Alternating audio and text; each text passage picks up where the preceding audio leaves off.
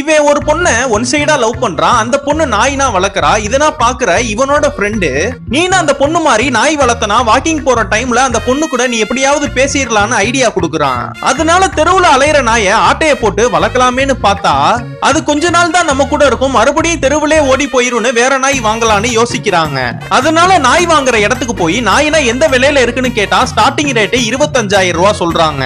இவ்வளவு காசு இவன் கிட்ட இல்லாதனால கம்மியான பட்ஜெட்ல கேக்குறான். அவரு நாட்டு நாயை ஏமாத்தி இவன் கிட்ட வித்துறாரு.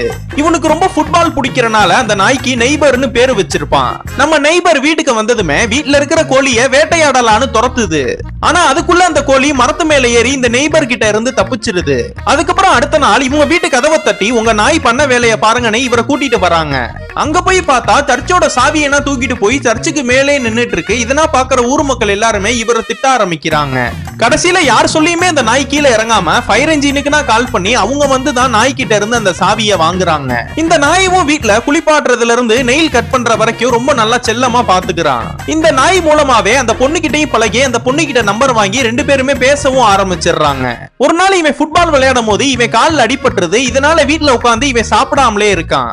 இவன் சாப்பிடாமலே இருக்கானேன்னு நெய்பரும் சாப்பிடாம இருக்க. அதனால அந்த நாய்க்காக இவனும் நல்லா சாப்பிட ஆரம்பிக்கிறான். அதுக்கப்புறம் பக்கத்து வீட்டு பொண்ணு துணி துவச்சிட்டு இருக்கும் போது தெரியாம அவளோட மோதிரம் கீழே விழ போயிருது.